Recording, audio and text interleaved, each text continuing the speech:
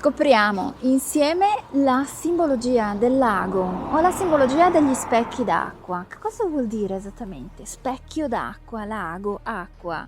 Acqua, come sappiamo, è una simbologia comunque legata alla nascita, alle profondità, al liquido amniotico della terra, e il lago in sé racchiude dei simbolismi simili, ma nello specifico che ricordano non soltanto la nascita, ma anche l'inconscio.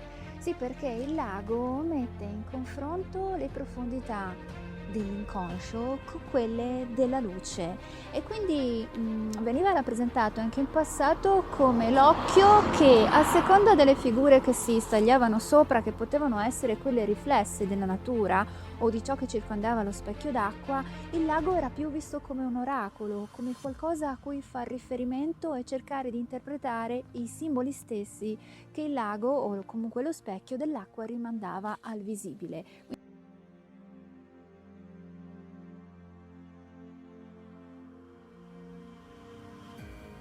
Quindi questa connessione tra il mistero e la realtà. Ecco perché molte sono state anche le figure antiche attribuite alle profondità dei laghi, come per esempio il mostro di Loch Ness. E nello specifico poi ci sono altre simbologie legate al lago e all'acqua, e queste sono quelle legate anche all'essenza dell'essere in sé, cioè all'accettazione.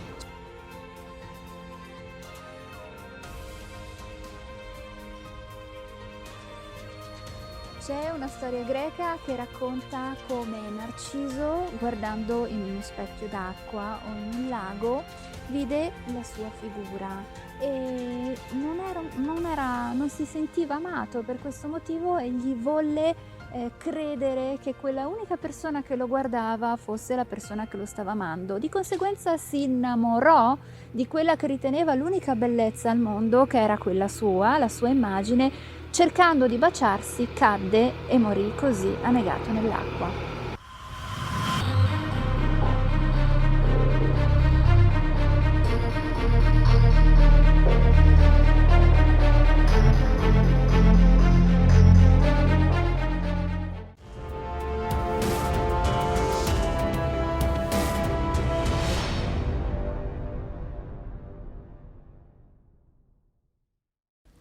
Ciao, sono Luna Stanford Marrone.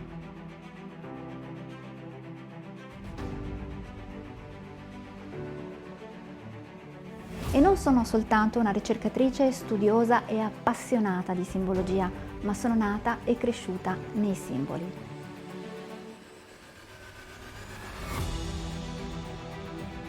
Sì, perché già i miei nonni erano appassionati ricercatori, studiosi, architetti, ingegneri. Sono cresciuta in un ambiente che ha fatto sì che io potessi vedere quelli che sono i significati nascosti nei simboli. Mi sono appassionata al loro significato, che va oltre quello che noi vediamo. È un significato che raggiunge l'anima. Ho deciso così, per questo motivo, di farne una professione e di raccontarvi quello che c'è dietro ad ogni simbolo. Seguitemi sulle mie pagine.